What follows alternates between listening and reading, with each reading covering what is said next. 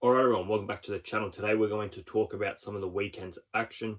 Lots of fights happening this weekend. I've got some notes written down here so I don't forget any of the fights, and we're going to get into some breaking news. Let's start with Garner versus Bellotti. I thought this was a very, very good fight. Very competitive, action-packed, exciting fight. I will say one thing, Reese Bellotti, I thought he showed a lot of heart, a lot of grit. I thought he fought very, very well.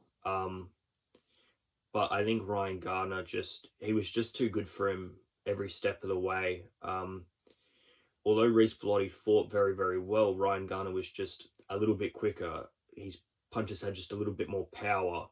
He was just a little bit more smarter. He won the rounds. He fought better. And I think he showed a bit better of a gas tank because as the fight went deeper, he really took control. He secures a round 12 stoppage. I think it was a right stoppage. Some people saying it was a bit early. I think it was right. I think if Garner got to him before the ref did, I think he was going to put him on the floor. We don't really need to see that if we don't have to. I think the referee did the right thing in saving the fighter from himself. So no real qualms with that. I'm not sure how the referees gave it up till that point, but I had it very close to probably could have been 10 rounds to 1. It could have been 8 rounds to 3 at best. I know Carl Frampton on the broadcast was saying that he had it all 11 rounds to Garner. I can see that too. It's harsh on Bellotti because he actually fought very well, but that was just how the fight was played out. I'm not sure who Garner should fight next, to be honest. He's now, I think, as high as maybe 8 in one of the governing bodies. He's 18-0. The belts that he's got now include the British Super Featherweight, the Commonwealth Boxing Council Super Featherweight, the EBU European Super Featherweight, and the WBC International Super Featherweight. So he's got some belts. I think he's one fight away. I would probably say if he wins one more fight against another sort of top 15 ranked opponent, I think it's time for him to be in a title shot. But I don't think just yet. He's still 28. And I think he's put his hand up if the opportunity comes for him, whether somebody drops out or he just gets given the opportunity. I think he'll take it, and I think he'll do very, very well. Although I would like to see him in one more high profile fight. Tony Harrison, he made his return to the ring. He was fighting Edward Diaz. Now, I believe Edward Diaz took this on short notice. Tony Harrison, 34 years of age, 28 months out of the ring. His last fight was against Tim Tszyu, 2023 March. It wasn't a very good performance. It wasn't spectacular.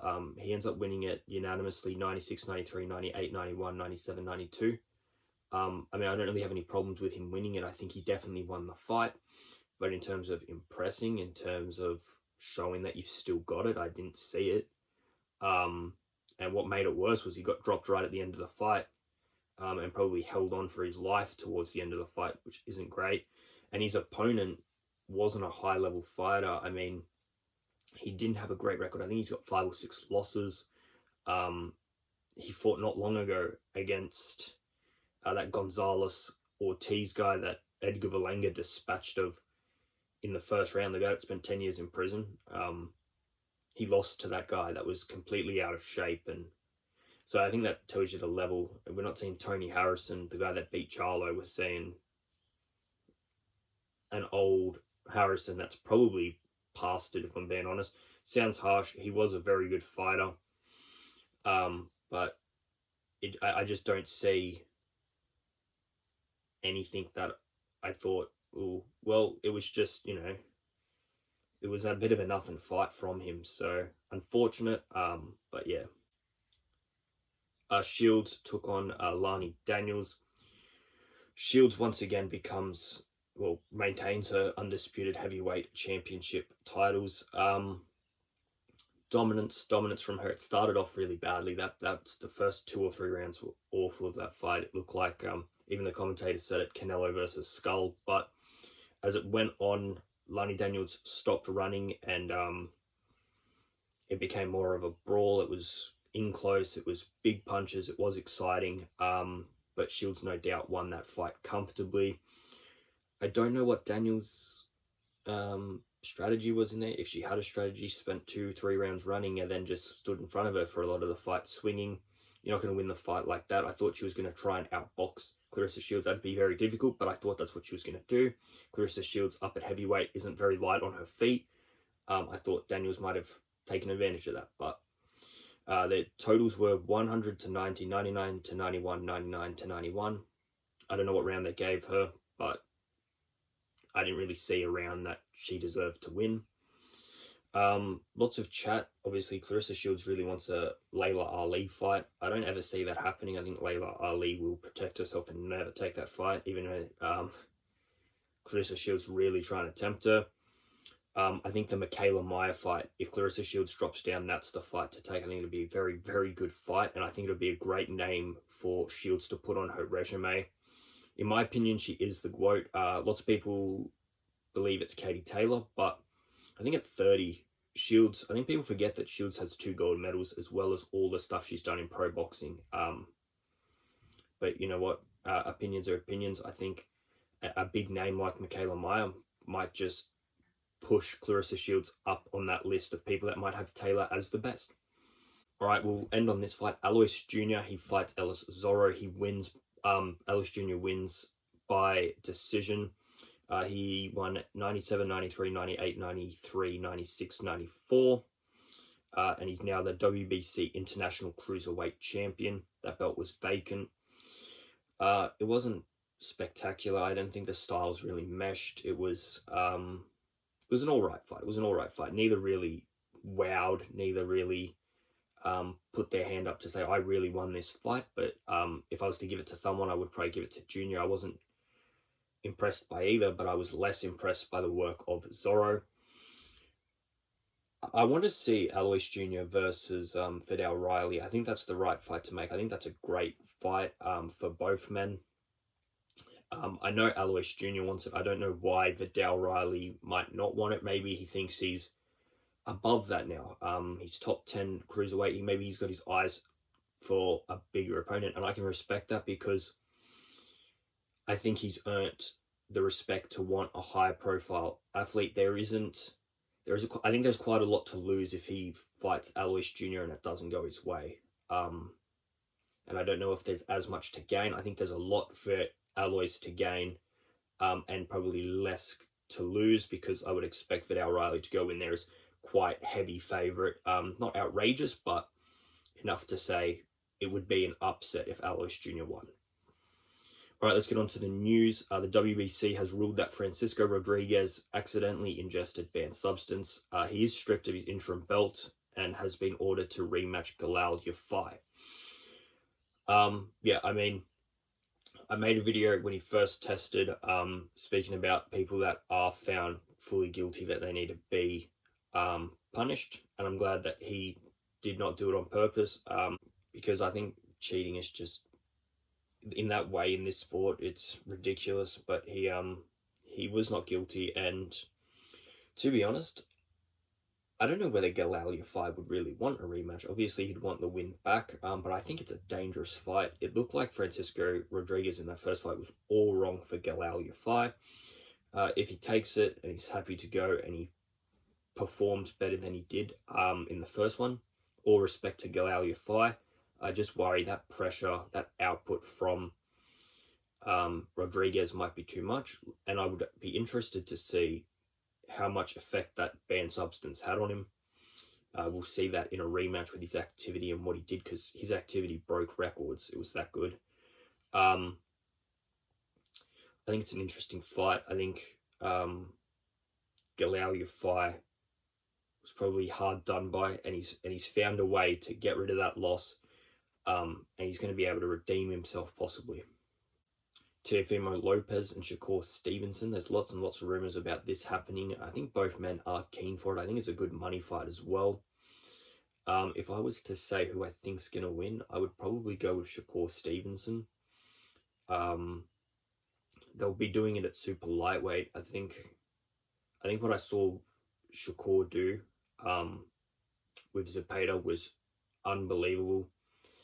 And compare that to Tio's last fight. I mean, Tio fought well in his last fight. I don't think it was a bad fight. It was a boring night of boxing. That was in that Times Square card. But I think it'll be very, very competitive. I just worry with Shakur's countering ability. We saw not so long ago George Kambosos, the counter that he gave Teofimo Lopez. I could see the same thing Shakur doing, to be honest. Ryan Garcia and Rolly Romero and talks for a rematch. I think Ryan really wants to get one over Rolly. Obviously, there was all that talk about their sparring, that Ryan could never beat him in sparring, and then he gets handed it at Times Square. I think Garcia really wants to prove to maybe more than anyone himself that he can beat Rolly Romero. But I'd be interested what you guys think. I did not see one thing in that fight that shows me if they rematch, there's a path to victory for Ryan Garcia. Styles make fights, and unfortunately for Ryan Garcia, I think this style does not mesh with his. More than anything, I just want to see some output. I want to see something. Obviously, he's still got to get over that wrist injury, so we don't know when this may or may not happen, but he needs to do more. He needs to find a way. He sort of got dropped in the first one and then waited 12 rounds for the perfect shot, which never came, and it was like, what was that? Turki Al-Sheikh is planning a big fight on Alcatraz for early to mid-2026. This has been talked about. I thought it was supposed to happen this year, but didn't. It's an interesting fight. I don't like these events. I didn't like the Times Square one because I thought it excluded the public. And look, it's sport, it's boxing, it's about the boxers, but just as much about the boxers as it is the fans, the people that turn up, the support, the athletes. Excluding the fans, I think it's just wrong, to be honest with you. I'd much prefer to just see them fight at, say, Madison Square Garden in front of 80,000 people. It's better for the fans. Most importantly, I think the fighters fight better in front of a crowd.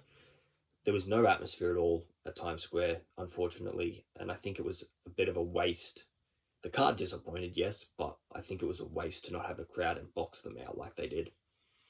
All right, last bit of news. There was a post on AJ's Instagram that sort of hinted that he was like, I've been with Matchroom for 12 years, and I'm so glad I'm going to have the final punch with them in my 12th year, or something along those lines. It was on his story.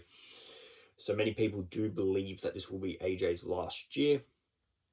I mean, it wasn't directly stating that, but you could gauge that that is what he meant. I think it's fair. To be honest, if he can get that Tyson Fury fight, I think you're right off into the sunset, win, lose, or draw. I think he's done enough for the sport. And the last few results just really haven't gone his way at all. I think he can be happy with what he's done. And I think I'm happy seeing what he's done. I don't really think there's any more that he needs to give. So that's my opinion. All right, guys, leave your thoughts in the comments below about everything we talked about today, the fights, the news, and what you guys think. All right, guys, like, subscribe if you're new, and I'm out of here, guys. See ya.